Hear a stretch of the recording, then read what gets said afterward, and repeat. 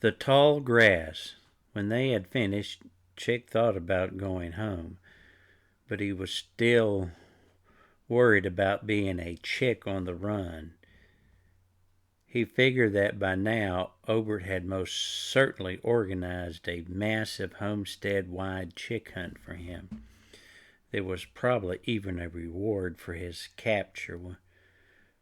When he shared these concerns with Dormus, the field mouse went and stood at the entrance to the den and scanned the area with his ears. He then told Chick that he could detect no pursuers, and the nearest chicken to their position was an elderly rooster who was taking a nap on top of the wall just right above the den. And from the sound of his wheezing snores, he was more than likely not a guard rooster and probably had no interest in looking for Chick. Dormus also said he had his doubts that there was anyone looking for him, and it was a strong possibility that the whole thing with the guard rooster had just blown over. That was disappointing to Chick. He was beginning to enjoy the idea of being a chick on the run, which was why he couldn't believe that no one was looking for him. He came out of the den and stood under the edge of the bush. And after casting a wary glance upwards towards the wall, he then looked out to another much smaller bush that seemed to be some 20 feet away. In a low voice, Chick said to Dormus, "I bet that rooster up there on the wall is a guard rooster pretending to be an old rooster taking a nap. He probably has someone hiding in the bush over there waiting to catch me." Dormus looked up at the wall and then at the bush. After giving what Chick had said some thought, he replied, "I'm positive that what's up on the wall is just an old rooster, because no chicken is that good of an actor. As for the bush, if someone is hiding in there, we would be able to see him because it's too small to hide a full-grown rooster." Not wanting to be confused by the facts, Chick refused to listen and said, "One of us needs to sneak over there and check it out. My instincts tell me that it's probably a trap." Dormus trusted his ears more than he did Chick's instincts, and was certain there was no one there. Nonetheless, to be sure, and in a vain attempt to satisfy Chick's instincts, Dormus twitched and turned his ears this way and that. As he did, Chick explained in detail why he should go on ahead and scout out the bush instead of Dormus, since Dormus had no intention of scouting anything. He just patiently listened. Even though there was no danger, the field mouse thought it was admirable the way Chick was willing to put himself at risk to keep him safe. Nonetheless, Chick believed the risk was real, and that was what mattered. Dormus could tell that Chick was truly his father's chick, because in a similar circumstance, Walters would have done the same thing. He was more willing to risk himself to save a friend, even a non-chicken friend. Chick went back inside the den and got his pouch, and when he came out he said, "I'm going to make a run for it." He then put his wing on the field mouse's shoulder, an expression of melodramatic camaraderie. "If I get captured, don't try to save me. Just get out of here as fast as you can." Before Dormus could respond, Chick took off. He ran in an elaborate zigzagging pattern until he was close to the bush. He then scurried around it several times, stopping to crouch at different places to see if it was safe. When he was satisfied that no one was hiding there, he ducked under it. He then peeked out towards the wall where he could see the old rooster still snoozing. Just as he was starting to feel pleased with himself at not being captured, Chick felt someone tap him on the shoulder. Startled, he jumped and stifled a meep. When he turned around, Chick saw Dormouse standing there. "Your stealth needs work," said the field mouse. "If you've moved like that in the deep brush, not only would it take you twice as long to get to where you're going, you probably wouldn't even make it." "Why's that?" asked Chick. "Because you probably would have been eaten," said Dormouse. "In the deep brush, anyone who isn't fast and quiet is usually dinner." "I didn't think I was that noisy," said Chick defensively. "Not for stomping around the homestead," said Dormouse. "If someone catches you here, at least you won't be eaten." "Unless it's Auntie Hasidia," said Chick. "If she is mad enough, you're lucky if all she'll do is eat you."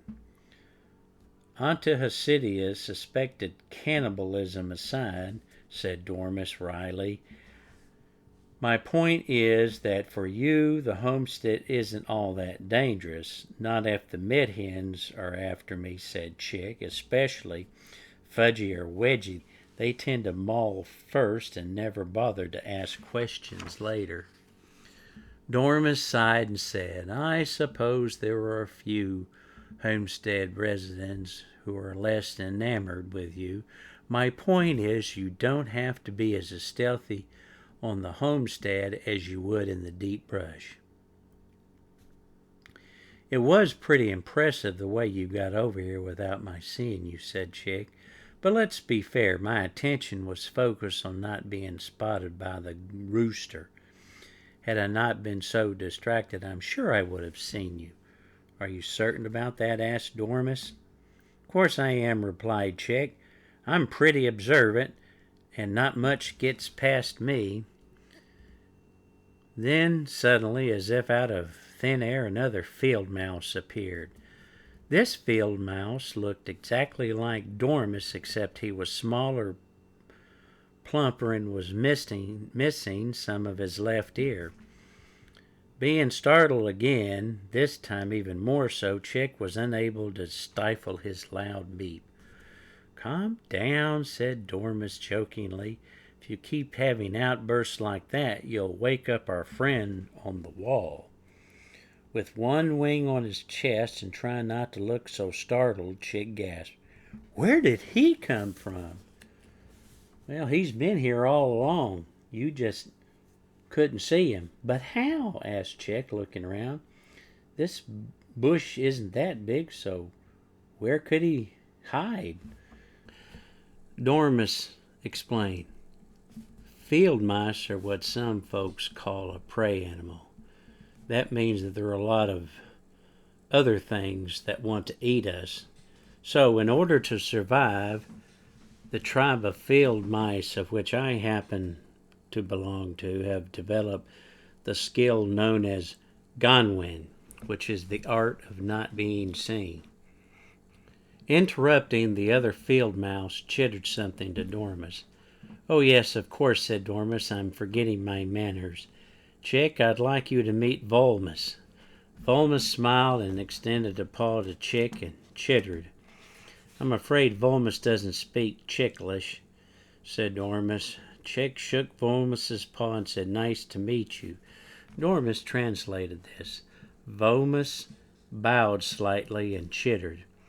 Dormouse translated. "He says it's an honor to meet the son of the rye grain." "The who?" asked Chick. "He means Walter. Rye grain, loosely translated, means king of the seed gatherers, or it could mean king of the seed sowers. It depends on the context. It's just one of many names your father is known by in the deep brush. As I said, Walter has a lot of friends out there, mostly among those of the seed gatherers, but some of the larger folk, like the possum and the raccoon, he gets along with. I even heard that he's on good terms with a coyote." Not used to hearing his dad spoke of so admirably, Chick wasn't sure how to respond, so he just stood there. As Dormouse and Volmus chittered back and forth. Finally, Dormus turned to Chick and said, "Volmus had just informed me that the guard rooster you attacked is definitely not pursuing you." "He's just probably too hurt to chase me," said Chick. "I nailed him pretty good. He probably has other roosters looking for me." Dormus chittered this to Volmus, who chittered back in response. Then Dormus translated.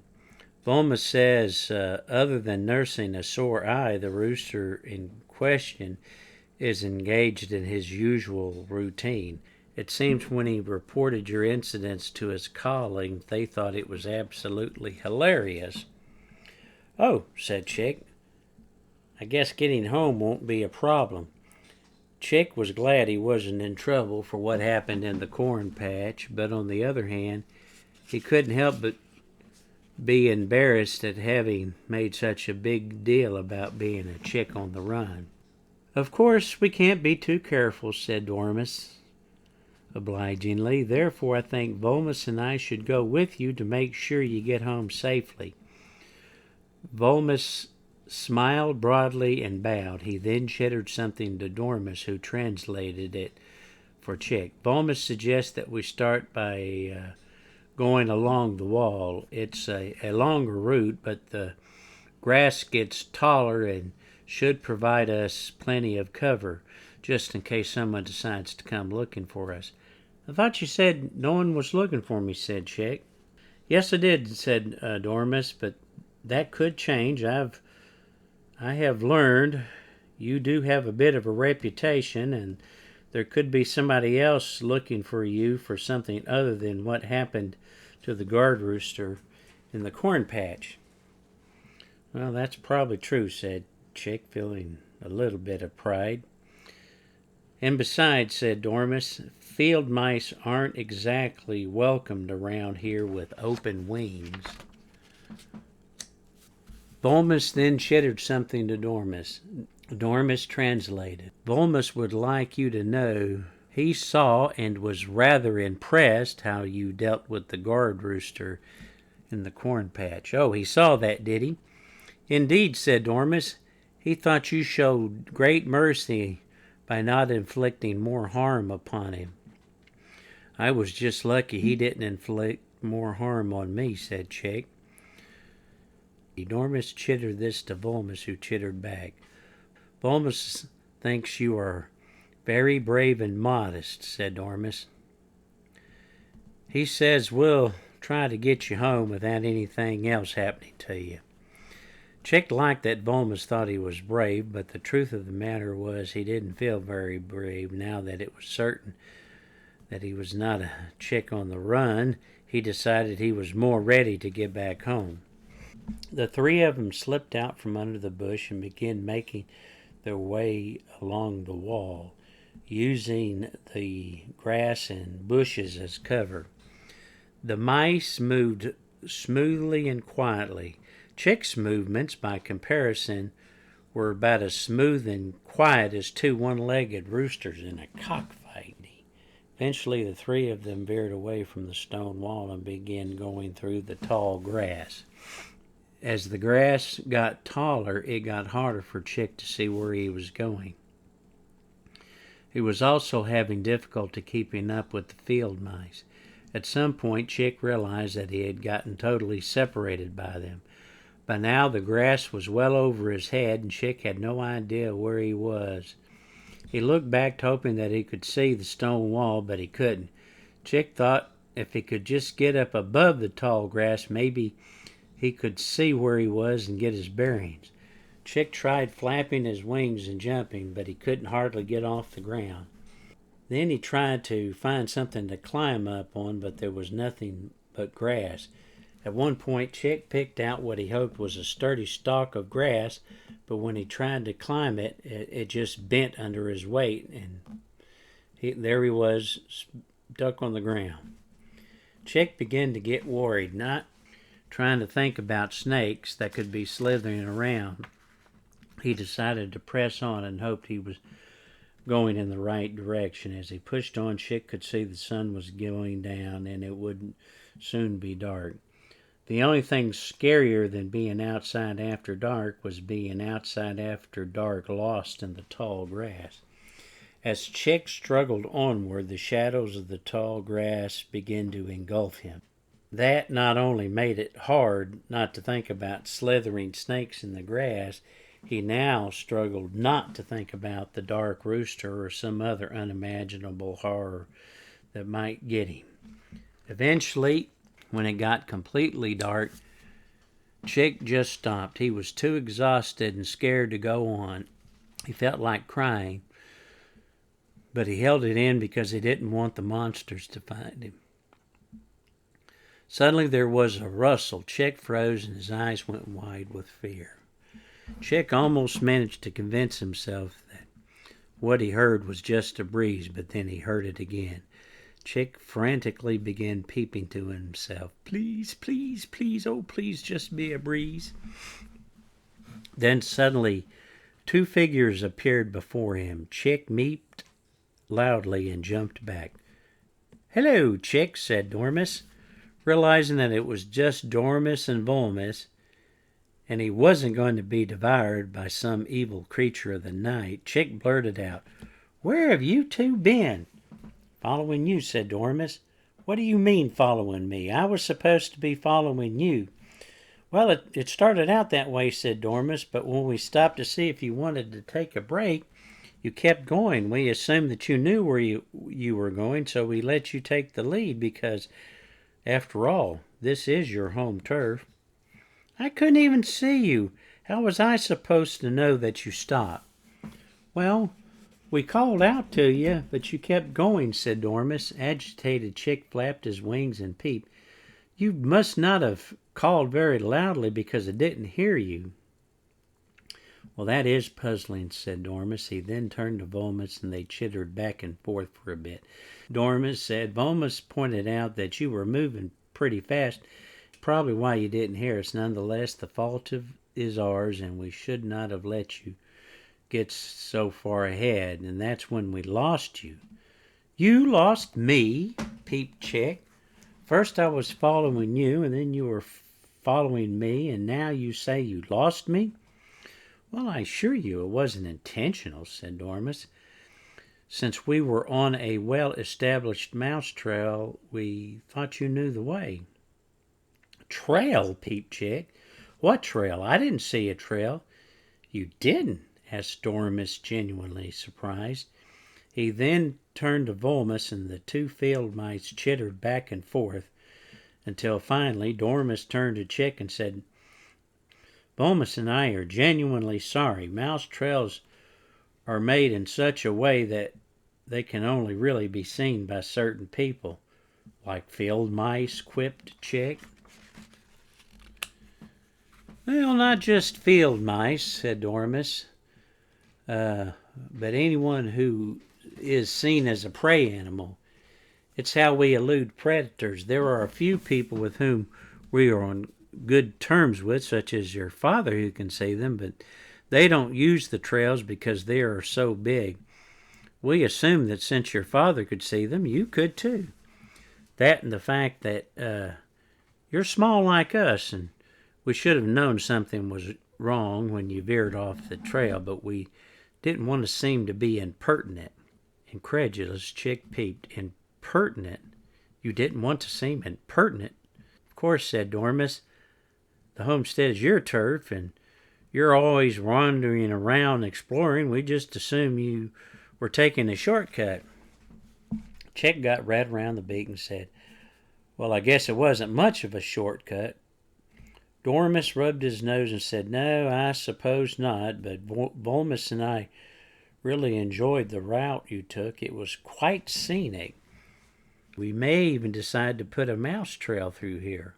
Chick looked at Volmus, who smiled and gave him an enthusiastic thumbs up. Being embarrassed, Chick hung his head and said, No, I was lost and I had no idea where I was. Well, that explains the circle, said Dormus. What circle? Said Chick. Dormus rubbed his nose again and said, Well, for the last couple of hours you've been going in a circle. We thought you wanted to make sure that no one was following us." Dejected Chick sighed and said, "No, just lost." "We weren't lost," said Dormus. "You weren't," said Chick. "Not at all. We knew exactly where we were." "So where are we now?" asked Chick. "To the place that is as far as we can go," said Dormus. "This is where Volmus and I must leave you." "Leave me?" yeeped Chick. "You can't leave me. How am I going to get home?" "Through there," said Dormus, pointing at the wall of grass before them. "There? What there?" yeeped Chick even louder. Suddenly a voice called from the other side of the grass. "Chick? Chick, is that you?" The grass parted and Chick saw it was Walter. "Where in the name of Maud's corn have you been?" he asked. "Your mother's been worried sick." "Oh, hey, Dormus. Hey, Volmus. Didn't see you there. So you found my little sojourner, eh?" "Well, actually, he found us. We just wanted to make sure he got home okay." "Really?" said Walter. "I didn't know we had any mouse trails that came this way." "Well, there aren't," said Dormus with a smile, "so we took a Chick trail. Volmus and I enjoyed it very much. Chick is quite the tour guide." "That's my boy," said Walter, smiling as he lifted Chick out of the grass. "He's a regular kernel off the old cob." When Walter set Chick down on much shorter grass, Chick could see he was in the backyard of the coop. "I appreciate you boys bringing Chick home," said Walter. Volmus cheerfully chittered something to Walter, who chuckle-clucked and then chittered a response. "Not bad, Walter," said Dormus. "Your field mouse is getting better."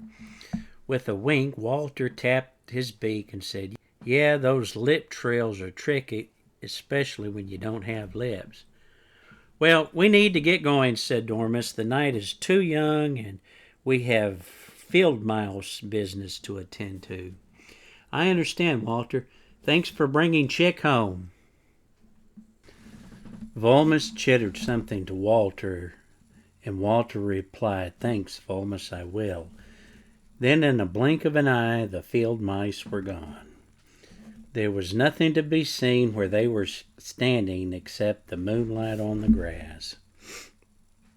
As Walter led Chick towards the coop, he said, "Boy, you have some explaining to do." "I'm sorry, Dad," said Chick. "I was just trying to find something that would help when you go before the Council of Aunties." "Is that what this is about?" said Walter as he put his wing around Chick. "You shouldn't be worrying about that. I'm sure it's just a misunderstanding." "Mom seems to be pretty worried about it," said Chick, "and I overheard you and her talking about it." "Oh, you did," said Walter, doing his best to sound light-hearted. But it's obvious to Chick he was very concerned. "Yeah, well, your mom worries about a lot of things. That's sort of what moms do. I wouldn't be too worried about me, but you, on the other hand, better worry for yourself because you're facing something far worse than the Council of Aunties." "You mean Mom?" said Chick. "Yep," said Walter as he shook his head. "There she is now." As Walter and Chick came around to the front of the coop, June was standing out front. She stood there watching them with her wings crossed and looking very stern. "Here's our boy, June," said Walter cheerfully, trying to ease the tension. "All safe," and his cheerfulness quickly wilted under June's gaze. He leaned over to Chick and whispered, "You're on your own, kid." As he slipped around June to go into the coop, Walter paused in the doorway and said, "June, try not to be too hard on the boy. He was only trying to help." Chick looked up at his mother and waited for whatever kind of wrath was going to be unleashed on him. June stared at him for a moment and then uncrossed her wings and said, "Have you eaten yet?" Chick shook his head no. Then June said, "Your father saved some corn for you. After you eat, go straight to nest, and I do mean straight to nest. Do you hear me?" "Yes, ma'am." "You know what tomorrow is?" she asked. Chick nodded. Then I trust you won't be sneaking out, because it won't do for you to go gallivanting off when we have to appear before the Council of Aunties." "No, ma'am," said Chick quietly. "I won't, I promise." "Good," said June sternly. Chick stood there. He wasn't sure if his mom was finished with him or not. Then his mother's harsh expression crumbled, and she leaned down and wrapped her wings around Chick and hugged him tight. When she let go, June stood up, wiping the tears from her eyes, and said, "Now let's go inside. It's late." June and Chick went into the coop. They walked past the rows of nest boxes and of roosting chickens, most of whom were only pretending to be asleep. They knew that tomorrow the pin feathers were going before the Council of Aunties. No one knew what to say. Some were sympathetic and hoped for the best, but most were just glad they weren't the ones who had to face Auntie Acidia and the council. The only one who gave indication that she was watching was Viona, who stopped Chick and whispered, "Me and the gals tain't found nothing yet, except a guard rooster who'll be thinking twice before he vexes any more chicks." Chick looked up at Viona, who gave him a wink, and then she looked up at June and nodded. June nodded in return, and then ushered Chick to the back of the coop. Chick removed the pouch that Viona had given him and placed it beside his shoe. He then proceeded to eat the supper that June had set out for him. Walter was already in nest, sound asleep. When Chick finished eating, June tucked him in, and as she did, Chick looked up at his mother and said, "Mom." "Yes." "If Dad gets exiled, do you think that we can go with him?"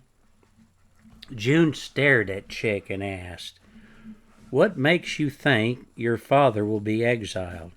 Chick shrugged and said, "No, I don't know, but if he did, I don't think it'd be too bad." Amused and curious, June asked, "Why not?" "Because according to Dormus and Volmus." Interrupting Chick, June asked, "Who?" "Dormus and Volmus," said Chick, "Dad's field mouse buddies. They were the ones who brought me home, and they said Dad had a lot of friends in the deep brush." "Oh, does he now?" said June. Chick nodded and said, if Aunt Acidia gets Dad kicked out of the homestead, we should go with him." "No, I don't think it'll come to that," said June firmly. At least she hoped it wouldn't. "But it could," Chick replied insistently, "and if it does, I want us to stay together even if we do have to go into the deep brush." June leaned down close to Chick, and with a trace of a smile and tears in her eyes, she said, "Now you listen to me, my little Banty. The one thing you don't ever have to worry about is anyone splitting us up. You got that?" Chick nodded. "It's going to take more than a bunch of crusty old hens on the Council of Aunties to split us up," she said. "And as for this nonsense about going to live in the deep brush, well, we'll deal with that if and when the time comes, and I'm sure all of this is a misunderstanding." "Okay, Mom," said Chick. Then he reached up and gave June a little peck on the beak. "I love you, Mom," he said. June patted Chick on the head and said, "I love you too, son. Now get to sleep. Tomorrow is going to be a long day." June then got inside the nest and snuggled up next to Walter. As Chick snuggled down in his shoe, he wondered what it would be like to live in the deep brush.